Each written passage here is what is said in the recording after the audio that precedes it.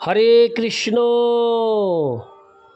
আজ 18ই আশ্বিন 1431 ও 5ই অক্টোবর 2024 শনিবার।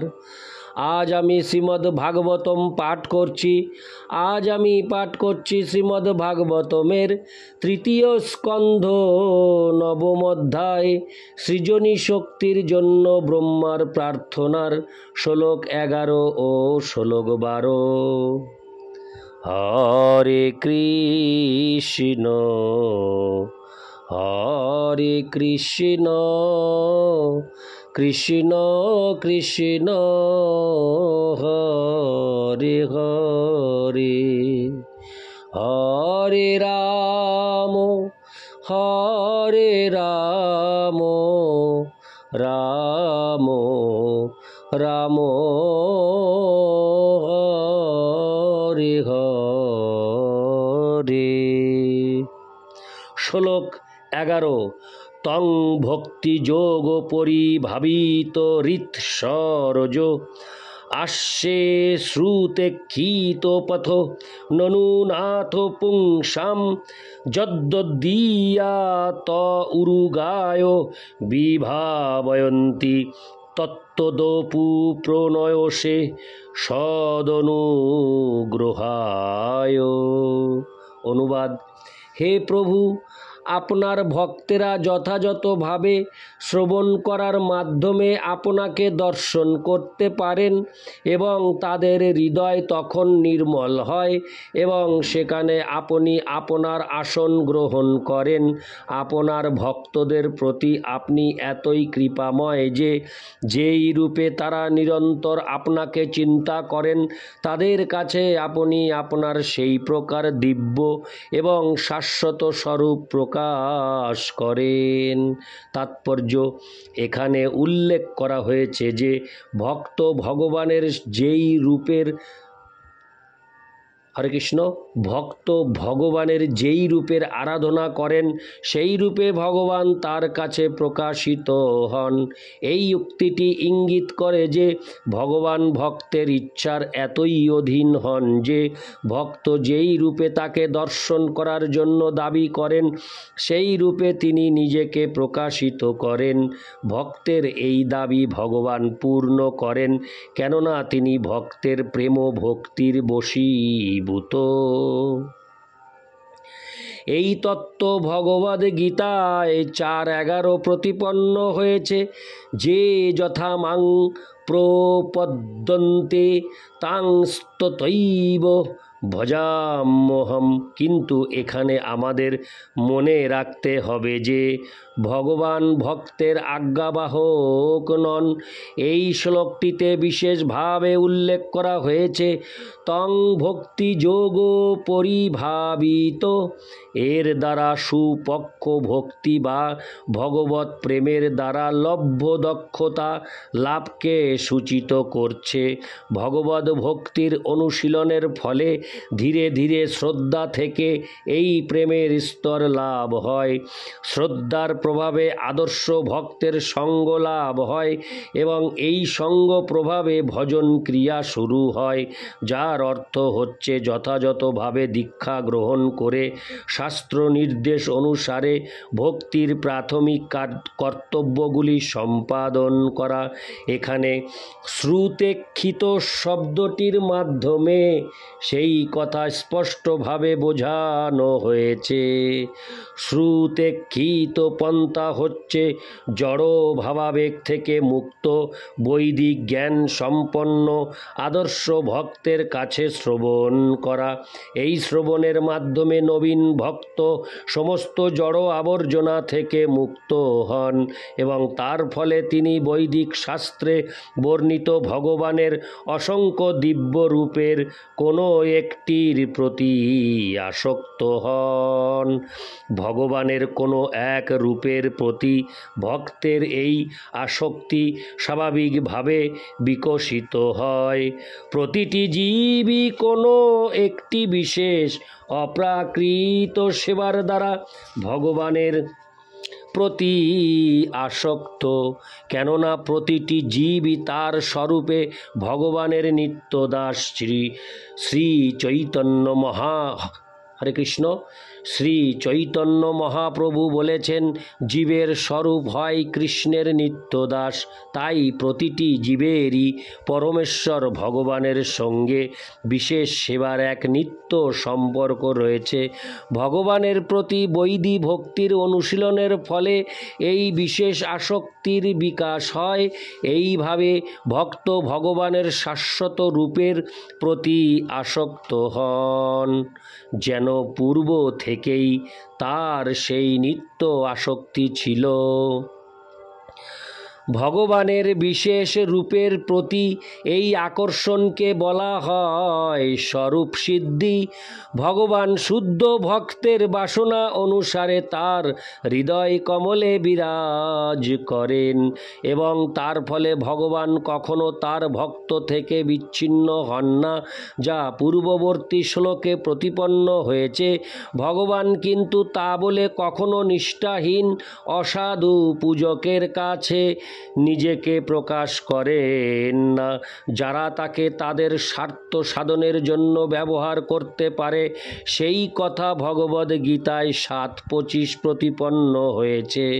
নাহং প্রকাশ সর্বস্ব যোগ মায়া সমাবৃত। প্রকৃতপক্ষে অভক্ত অথবা ইন্দ্রিয় সুখভোগ পরায়ণ মিছা ভক্তদের কাছে তিনি যোগমায়ার দ্বারা নিজেকে আবৃত করে রাখেন। যে সমস্ত মিছা ভক্ত জগতের কার্যকলাপের অধ্যক্ষ দেবদেবীদের পূজা করে, সেই সমস্ত কপট ভক্তদের কাছে তিনি কখনো নিজেকে প্রকাশ করেন না। অর্থাৎ ভগবান কখনো মিছা ভক্তদের আজ্ঞা পালনকারী হতে পারেন না, কিন্তু সব রকম জড় কলুষের প্রভাব থেকে মুক্ত ঐকান্তিক শুদ্ধ ভক্তের বাসনা পূর্ণ করার জন্য ভগবান সর্বদাই প্রস্তুত। ইতি শ্লোক 11। শ্লোক 12। নাতি প্রসীদতি তথোপচিত পচারৈরারাধিত সুরগণৈর্হৃদি বদ্ধ কামৈ যৎসর্বভূত দয়ো আসদলভ্য ঐকো নানা জনেস্ব বহিত সুরিদন্ত রাত্তা। অনুবাদ: হে প্রভু, মহা আড়ম্বরে বিবিধ উপাচার সহকারে আপনার পূজা করলেও যারা নানা প্রকার জড় কামনা বাসনায় পূর্ণ, সেই সমস্ত দেবতাদের পূজায় আপনি ততটা প্রসন্ন হন না। আপনার অহৈতুকী কৃপা প্রদর্শন করার জন্য আপনি সকলের হৃদয়ে পরমাত্মারূপে বিরাজ করেন এবং আপনি সকলের নিত্য শুভাকাঙ্ক্ষী, কিন্তু অভক্তদের কাছে আপনি অলভ্য।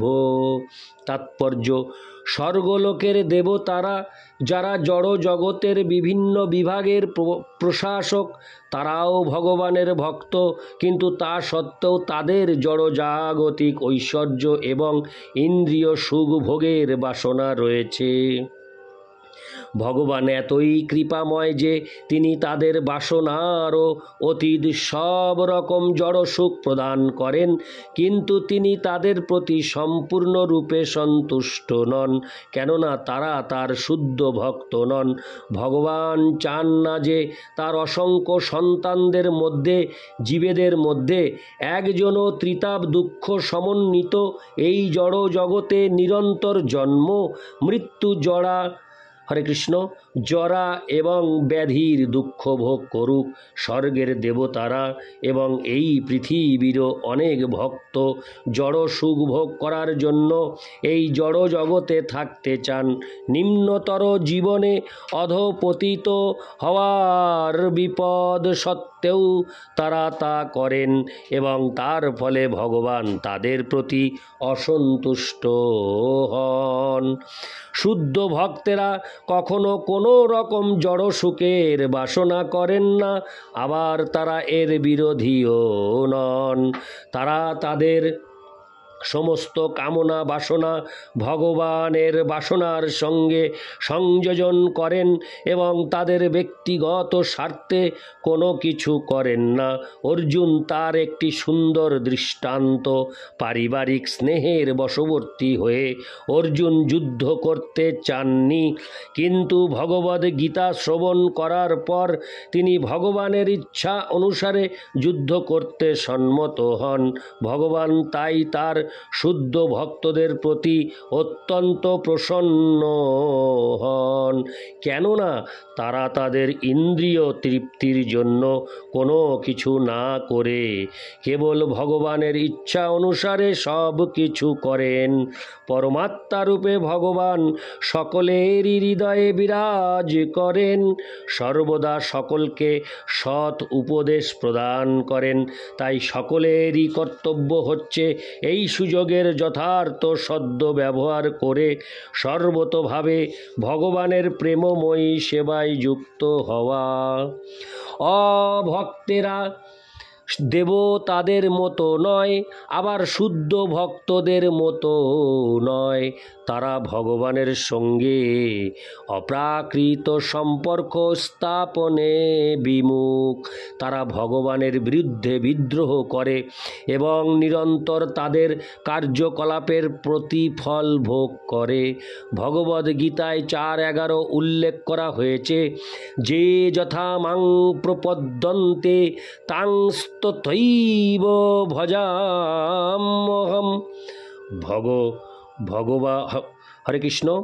ভগবান যদিও প্রতিটি জীবের প্রতি সমভাবে কৃপা পরায়ণ, কিন্তু জীব নিজেদের আচরণ অনুসারে স্বল্প অথবা অধিক পরিমাণে ভগবানের প্রসন্নতা বিধান করতে সক্ষম। দেবতাদের বলা হয় সকাম ভক্ত, কিন্তু শুদ্ধ ভক্তেরা হচ্ছেন নিষ্কাম ভক্ত, কেননা তাদের ব্যক্তিগত কোনো রকম স্বার্থ নেই। সকাম ভক্তেরা স্বার্থপর, কেননা তারা অন্যদের কথা চিন্তা করেন না এবং তাই তারা সম্পূর্ণরূপে ভগবানের সন্তুষ্টি বিধান করতে পারেন না। কিন্তু শুদ্ধ ভক্তেরা ভগবানের বাণী প্রচার করে অভক্তদের ভক্তে পরিণত করার দায়িত্ব গ্রহণ করেন এবং তাই তারা ভগবানকে দেবতাদের থেকেও অধিক সন্তুষ্ট করতে সক্ষম হন। ভগবান অভক্তদের প্রতি উদাসীন, যদিও তিনি পরমাত্মা রূপে এবং সুরিত রূপে তাদের সকলেরই হৃদয়ে বিরাজ করেন। যাই হোক না কেন, তিনি কিন্তু তার বাণীর প্রচার কার্যে নিযুক্ত শুদ্ধ ভক্তদের মাধ্যমে তার কৃপা গ্রহণের সুযোগ দেন। কখনো কখনো ভগবান তার বাণী প্রচারের জন্য স্বয়ং অবতরণ করেন, যেমন শ্রী চৈতন্য মহাপ্রভু রূপে তিনি করেছিলেন। কিন্তু অধিকাংশ ক্ষেত্রে তিনি তার আদর্শ প্রতিনিধিদের প্রেরণ করেন এবং এইভাবে তিনি অভক্তদের প্রতি তার অহৈতুকী কৃপা প্রদর্শন করেন। ভগবান শুদ্ধ ভক্তদের প্রতি এতই সন্তুষ্ট যে তিনি তাদের প্রচার কার্যে সাফল্যমণ্ডিত হওয়ার কৃতিত্ব দান করেন, যদিও তিনি স্বয়ং তা করতে পারতেন। এইটি সকাম ভক্তদের তুলনায় নিষ্কাম ভক্তদের প্রতি তার সন্তুষ্ট হওয়ার লক্ষণ।